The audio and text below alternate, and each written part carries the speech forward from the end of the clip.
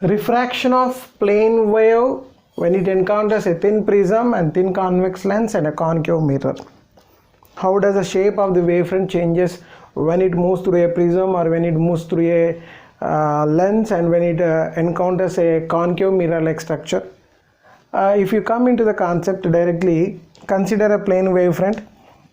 Let this wavefront be m dash. The plane wavefront, the rays are perpendicular to the wavefront here. As it fall over a prism, the prism consists of two refracting surfaces and a base. The output of this particular wavefront will be changing its direction. It will be tilted down and the output will be moving along this direction. Similarly, if you consider a plane wavefront m dash falling over a lens, after passing through the lens, the wavefront got converged and it will meet at a point called focus of the lens.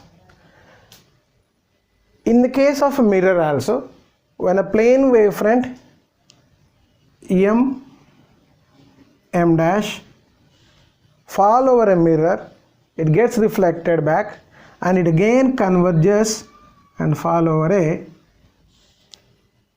focus of your concave mirror. How do we understand this?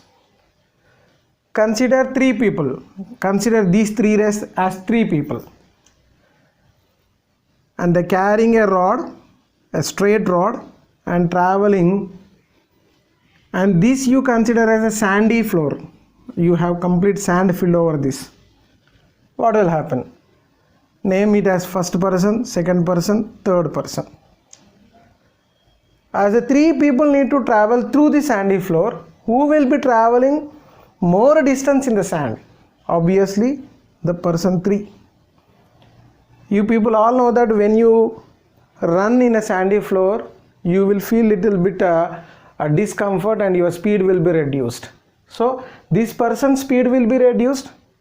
Compared, this person's speed will be somewhat more than this person because he has to travel less distance, and this person's speed will be still compared to this person's speed will be somewhat more because he has to travel less distance. So for a time interval t, if you consider, suppose the third person takes a t time from here to here, the same person, in the same time, the second person will be traveling from here to here. And the first person will be traveling from here to here. Means he is traveling more distance in the same time because his speed is more compared to the person 2 and person 3. So this person will be traveling more distance. So earlier the rod was along this direction. 3 people are carrying parallelly. As they travel, this person's speed will be less and this person will be somewhat more and this person's speed will be somewhat more than these two. So it will be tilted like this. The output will be like this.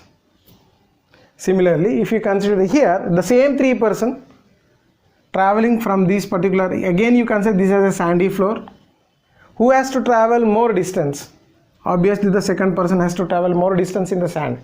So this speed will be reduced, so he will be lagging behind the other 2. Like this. Same we can understand in the form of a concave mirror also. Because it gets reflected, but this ray need to travel more distance compared to this distance. So here it will be reflected soon and here also it will be reflected soon, but here it will be reflected somewhat later than the other 2.